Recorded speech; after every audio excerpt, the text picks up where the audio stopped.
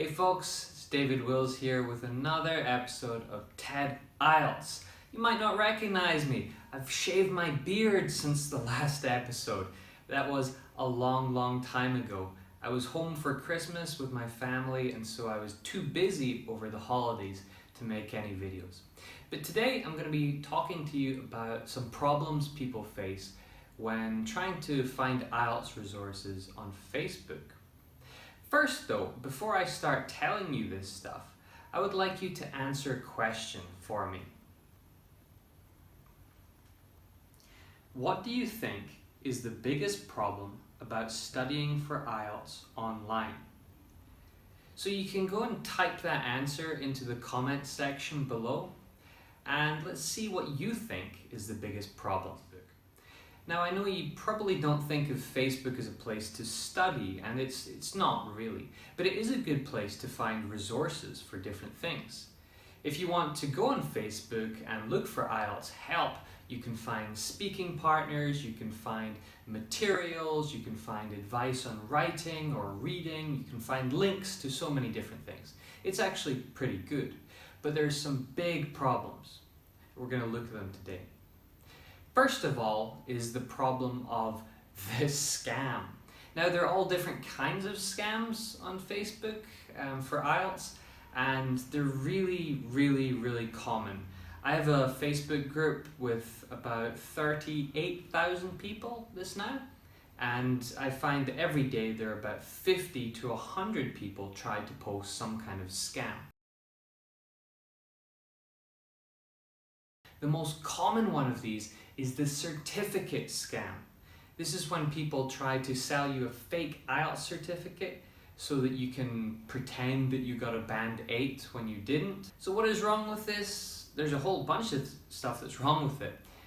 First of all, it's really unethical, but of course it's also just a scam. If you try to buy one of these certificates, somebody will make you send them about $1,000 and they'll steal your money and you never see it again. If they even did send you a certificate, which they probably wouldn't, it's fake and it's going to fool no one. And if you got caught, you'd actually be in quite a lot of trouble. There are also visa scams where people try to sell you a fake visa or passport for Canada, the United States, and places like that. So you have to be careful to watch out for these.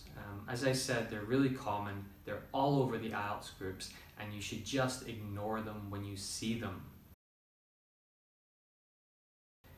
Number 2 is spam. So what's the difference between scam and spam? Well, they're related, but they're different. Scams are when somebody is trying to cheat you out of money. Spam is when somebody is just trying to sell you something or make you go to some web page or YouTube video. It's when you see those annoying messages everywhere saying, hey, look at me, come to my website. So you'll see that on the IELTS groups. It's usually a tutor or a company trying to make you use their services and give them your money. It's really annoying, and one of the reasons that you should avoid this is the people who spam tend to be the lowest quality ones. It's very rare that you would ever see a very brilliant teacher or a wonderful company spamming these groups. It's typically only the people that can't get customers in other ways. Which brings me to point number 3. Bad advice. In English, there is a phrase that we use called the blind leading the blind. So can you imagine 2 blind people and one of them is showing the other where to go, but he can't see and she can't see, so they just get lost. We use this phrase when we're talking about some person that doesn't know something trying to teach some other person what to do. And the problem is they get worse and worse and worse. This is so common with IELTS, and it's so frustrating for someone like me as a native speaker, as a qualified teacher with lots of experience. I see students following these terrible teachers, these teachers who spam the Facebook groups. They say things like, oh, you can achieve a high score in IELTS if you use these really advanced words of vocabulary like plethora and so on. It doesn't work like that.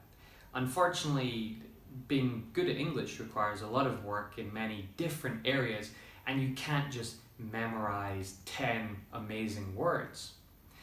So we see a lot of this on Facebook groups, and if you ever see somebody that's spamming or somebody that's just saying, follow my advice, it's probably not true. Also, be careful when you post your essays on Facebook and ask for advice.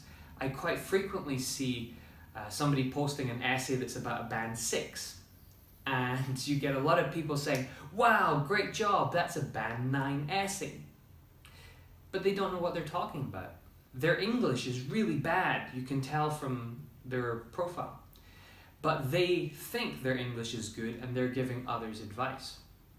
They might tell you your essay is a band 5 because they think they're better than you. They might give you really bad advice and tell you to change your grammar when your grammar was already fine. So be careful. And I know it's difficult because people pretend to be experts, but if you can, just find a real teacher who really does have great English, a native speaker, for example, and use their services. If you want an expert to help you with your IELTS writing, you can find a link down below to my writing correction service. I'm a native speaker, a trained teacher, and I've written a book about grammar. I know what I'm talking about. Number 4 is one you maybe don't expect.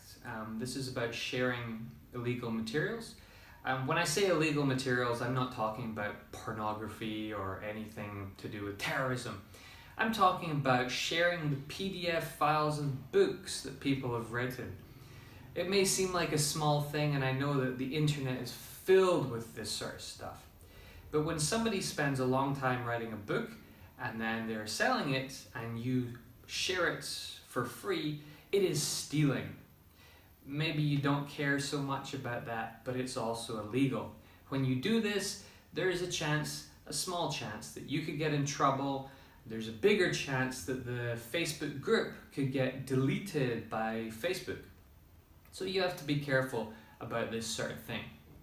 It's also a good way to sort of spread bad information even more, because some of the books that people are sharing are not necessarily the best ones.